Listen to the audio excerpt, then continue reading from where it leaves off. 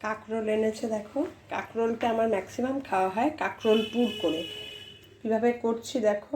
প্রথমে কাঁকরোলগুলো একটু ছুরি দিয়ে ওপরটা একটু কেমন থাকে তো কাটা কাটা, ওটাকে একটু ককড়িয়ে নিয়ে দুটুকরো করে প্রেসারে সিটি দিয়ে নিয়েছি। ভুলে গেছি তোমাদের সব দেখাতে।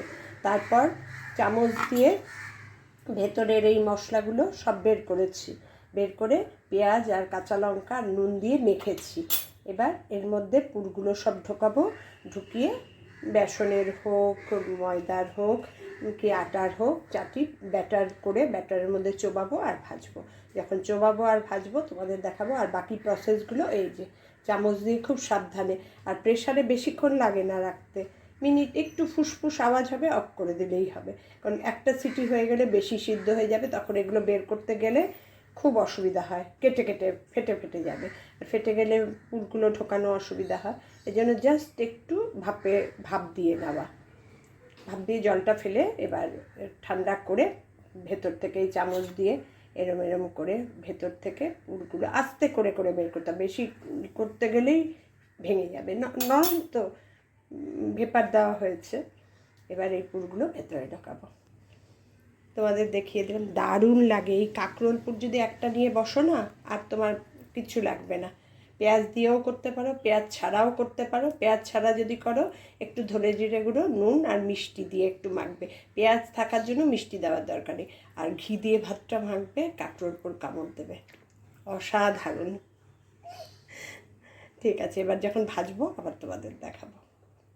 এই যে এইভাবে পুর ভরে সবগুলোতে আমি একদিনে বেশি করে একটু করে রাখলাম, একটু পুর ভরে রেডি করে রাখলাম। এবার ব্যাটার গুলবো অল্প অল্প করে, যে কটা লাগবে, 3টে 4টে 2টো 5টা, এক একজন 2টো করে খেলে আমি আরও 2জন 4টে, এরকমভাবে ভাজবো আর খাবো।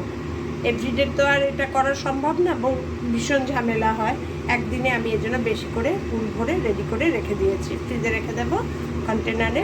এবার বের করব, দুটো যে কটা করবো সে কটা বের করব আর ব্যাটার বানাবো, ভাজবো, খাবো, গরম গরম ভাজবো, খাবো। এইভাবে তোমরাও করতে পারো। এই কাঁকরোল পুরটা এত ভালো লাগে খেতে।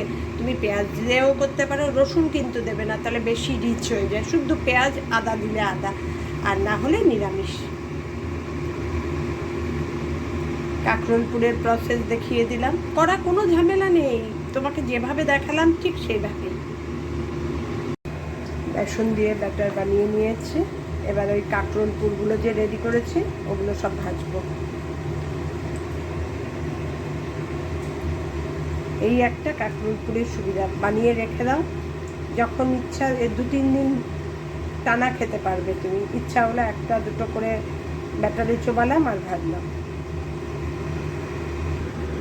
এত ভালো লাগে না কাঁকরোল পুরটা খেতে। আমাদের বাড়িতে কাঁকরোল আনলেই এই জিনিসটাই বেশি খাওয়া হয়, কাঁকরোল পুর।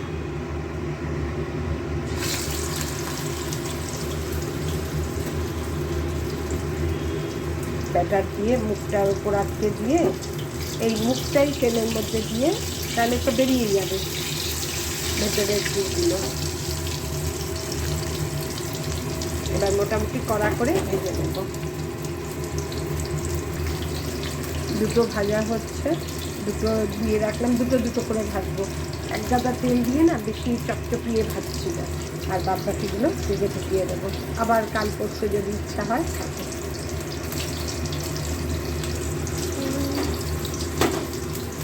আর 2টো ভাজা হয়ে গেছে, 2টো আবার পাশাপাশি আর 2টো আছে, দিয়ে দেবো, হয়ে যাবে একবারে।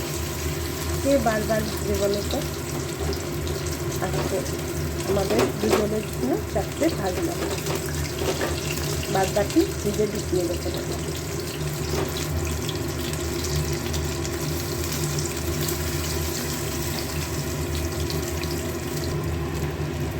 কাঁকরোল পুরগুলো ভাজছি, এবার ভেজে নিই, তারপরে আবার তোমাদের দেখাবো। আর খেতে তো অসম্ভব লাগে, অসম্ভব।